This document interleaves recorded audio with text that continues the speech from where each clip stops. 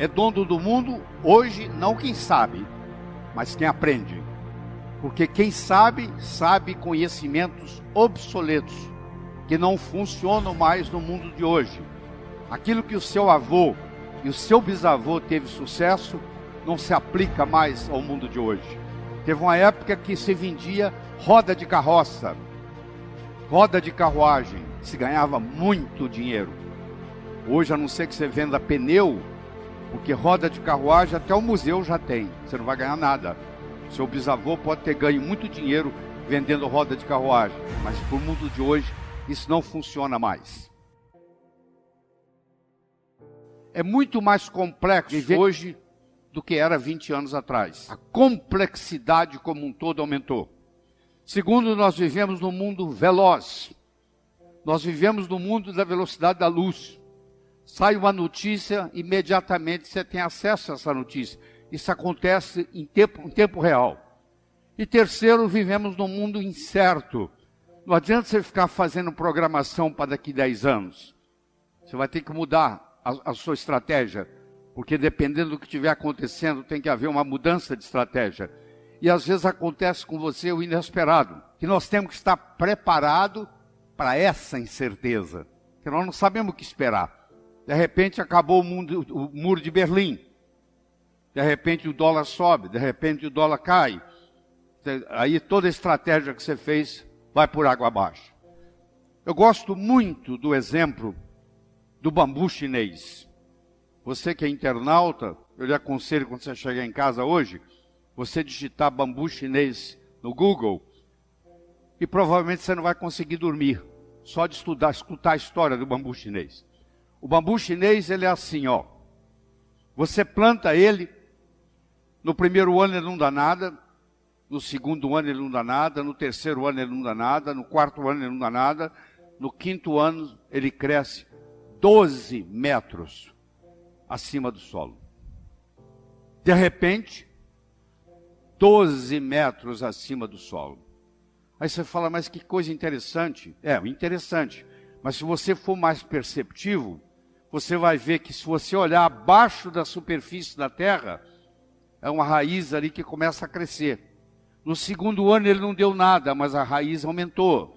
No terceiro ano ele não deu nada, mas a raiz aumentou. No quarto ano não deu nada, mas a raiz aumentou. E no quinto ano existe uma raiz forte e grande o suficiente para manter 12 metros acima do solo. Isso é uma coisa que nós temos que ensinar para os nossos jovens. Roma não foi construída em um dia. O jovem tem uma ansiedade muito grande para que as coisas aconteçam. E aí você mostra para eles o exemplo do bambu chinês. O bambu esperou pacientemente por 5 anos para ter o sucesso que ele tem e se colocar 12 metros acima do solo.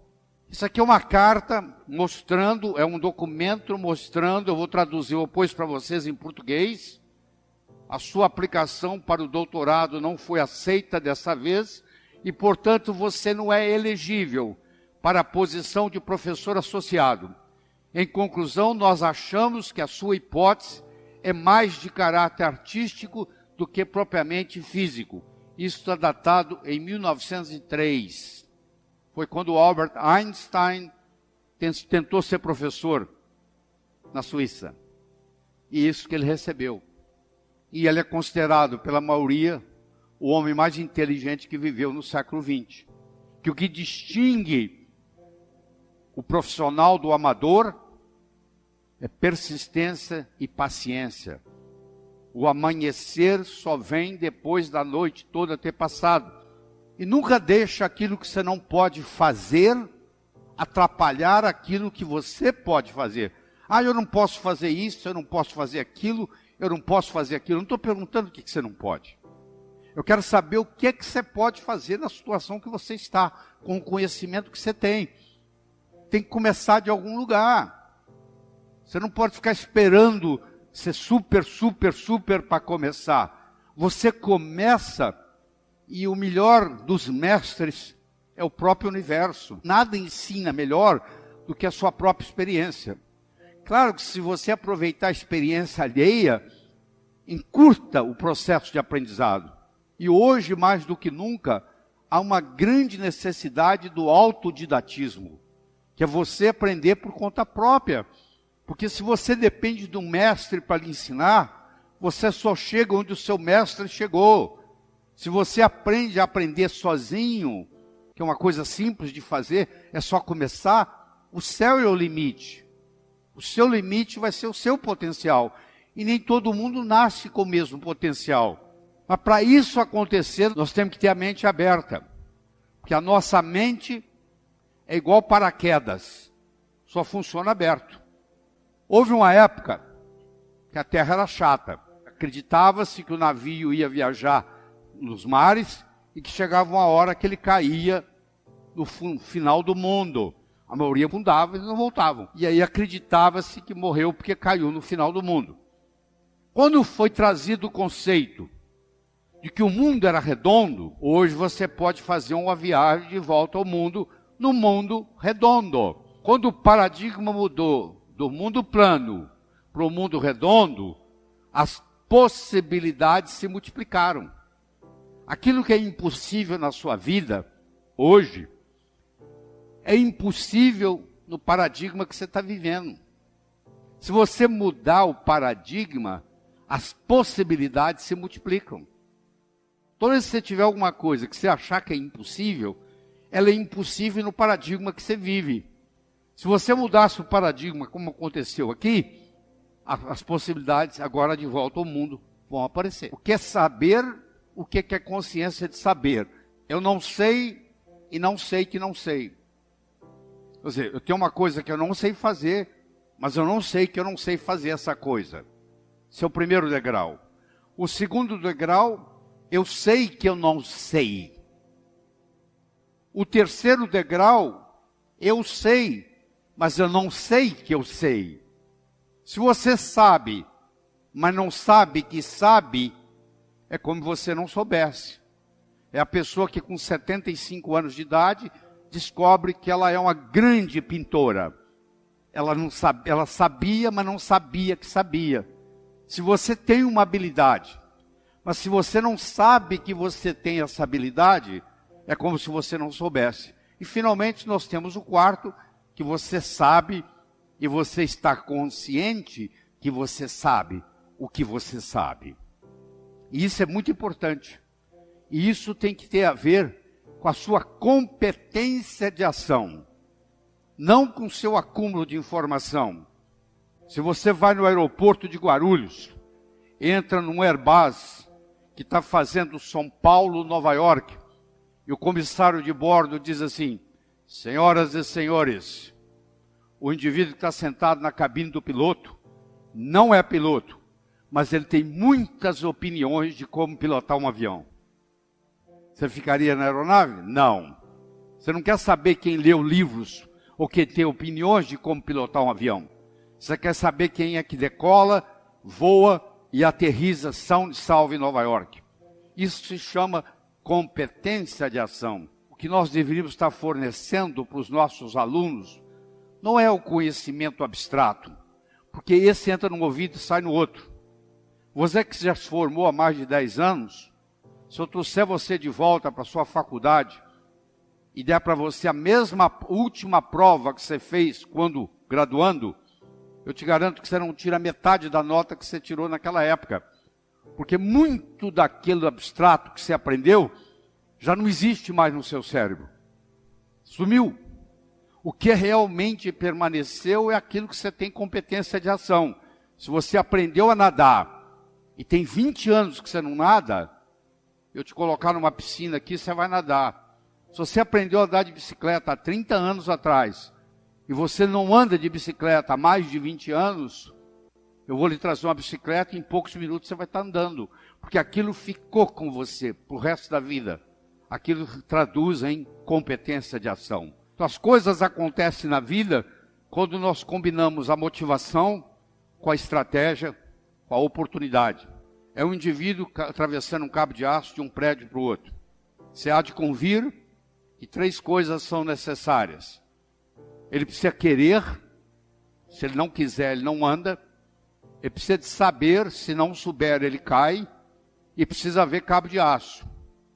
O querer é a motivação. O saber é a estratégia. E o cabo de aço, propriamente dito, é a oportunidade. Eu posso querer ganhar dinheiro, eu posso saber ganhar dinheiro, mas eu nunca tive a oportunidade para mostrar isso. Não vai acontecer. E a oportunidade na nossa vida, ela aparece de duas formas. Ou você corre atrás dela, ou ela vem fantasiada de problema e chega até você. Então, se você gosta de resolver problema, por trás de cada problema existe uma oportunidade. Em 1975, era uma sexta-feira, o telefone tocou de um hotel e eles me disseram que lá tinha um hóspede que não falava português direito, que estava com dor no peito e suando frio. Se eu podia ir lá como cardiologista.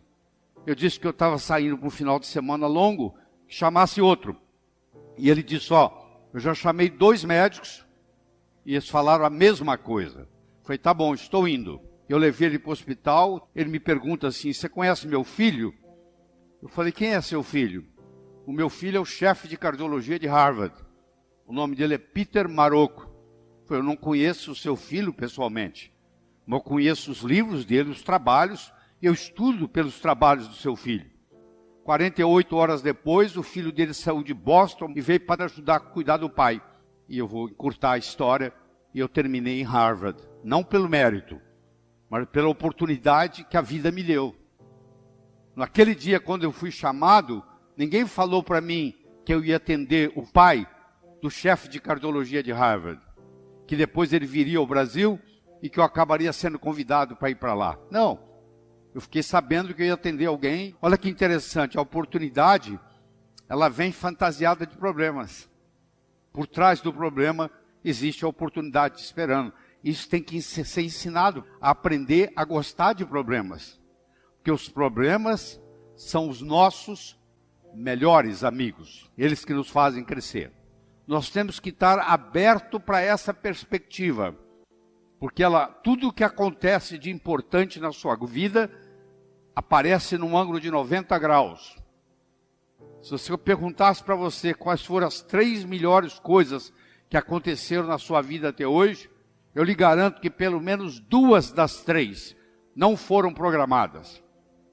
Você não levantou, acordou um dia e diz, hoje eu vou conhecer alguém, que eu vou começar a namorar, que eu vou me apaixonar, que eu vou me casar. Não foi assim. Você foi em algum lugar, você conheceu alguém, você namorou, se apaixonou, casou. Olha que interessante. A vida nos surpreende. Você tem que estar aberto para essa perspectiva. Porque as coisas importantes na vida acontecem num ângulo de 90. A importância da meta não é atingi-la. A meta nos ajuda a nos colocar em movimento. E nesse processo de movimento, num ângulo de 90 graus, coisas muito mais importantes vão ocorrer. Eu gostaria de terminar com uma história. Era uma vez um escritor que vivia à beira-mar. Ele tinha por costume caminhar na praia de manhã, e à tarde e à noite ele escrevia. Uma manhã caminhando na praia, ele avistou um jovem que dançava na areia. Aquilo despertou a curiosidade dele. Ele se aproximou e perguntou para o jovem, o que você está fazendo, jovem? Está dançando? Ele falou, não, eu estou jogando estrelas do mar de volta ao oceano. A maré está baixa, o sol está quente, e essas estrelas do mar estão morrendo desidratadas na areia. Eu estou jogando-as de volta ao oceano. O escritor olhou para o jovem e disse, será que você não entende, jovem? Existem centenas e centenas e centenas de quilômetros de praia. Existem centenas de milhares de estrelas do mar na areia. Você jogar uma ou outra de volta ao oceano não vai fazer nenhuma diferença no total. O jovem foi lá, pegou uma estrela do mar, jogou no oceano, olhou para o escritor e disse, para essa eu fiz diferença.